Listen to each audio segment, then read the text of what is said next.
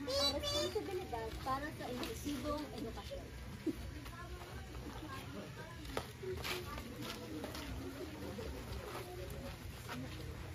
Ang mga volunteer ay masiyang nagluto sa sipat ng akaw at nag-ikot sa baba ng nagliliyab na araw.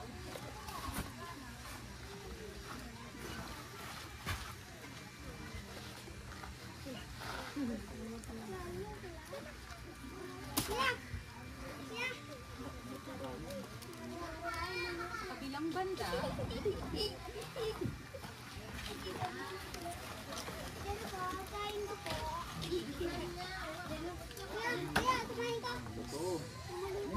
init, nakakapagod, nakakatas ng dugo. Pero, naranasan ba natin yung init na nararamdaman nila habang nagpupursige siya, natutong magpasa ng sila? Naranasan ba natin yung init na nararamdaman ng mga bata na uubligang magtrabaho sa murang edad para lang makatulong sa pagbuhay sa kanilang pamilya? Naranasan ba natin yung init na nararamdaman ng mga kabataan, lalo na sa ibang bansa na nasa gitna ng giyera, binubomba? Mainit, totoo. Pero makita lang natin, maramdaman lang natin yung init ng yakap ni nanay ng mga bata. Habang nakikita natin yung kapursigihan at determinasyon nila ng mga tuto. Walang alaga yung init ng panahon sa init ng kapasyahan natin na magsilbi.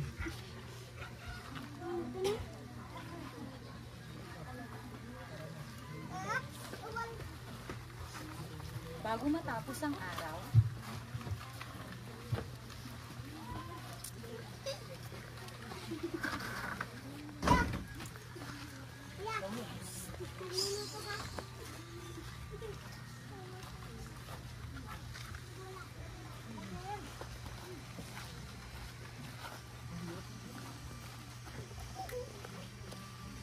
teacher ka ba?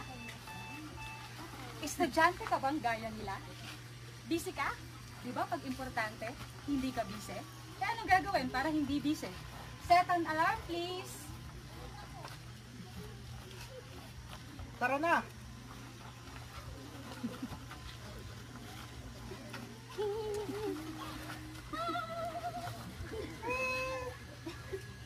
Thank you po. Magandang hapon po. Ngayon, magkakaroon po tayo ng maikling laro. Handa na ba kayo? Handa na! Ang ating laro ay pinamagatang hakbang-hakbang. Ako ay magsasabi ng ilang mga pangungusap at kayo naman ay hahakbang kung kayo ay sumasang-ayon. Ayan. Hakbang kung sasamahan ang ating mga katutubo sa paglaban para sa kanilang karapatan. Hakbang kung nagagalit kayo sa mga patuloy na nagpapalayas sa mga katutubo sa kanilang mga lupain. Hakbang kung patuloy na isusulong ang edukasyon at kaunlaran para sa lahat. So, yung explanation ko nito sa kaugnay sa salitang mainit. Mainit pero isipin natin na mas mainit ang nilalaban ng at isinusulong ng ating mga katutubo. Init ng laban sa mga patuloy na umaapi, nagpapalayas, nadaraya, nanloloko, at tumatapak sa karapatan nila. Pero huwag din kakalimutan ang mainit na pagmamahal at pagsuporta sa ating mga katutubo.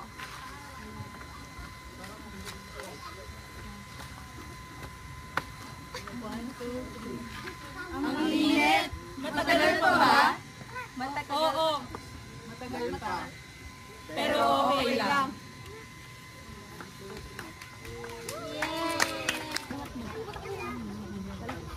Iwasan po natin yung pagtawa. Okay, lights, camera, action!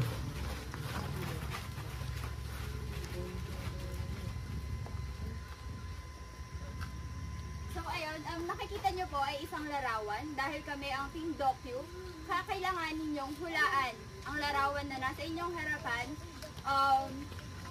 Magkakaroon po kayo ng 2 tries, and then after 2 tries, magpapalit po sila ng pwesto at ibang larawan naman ang makikita ninyo.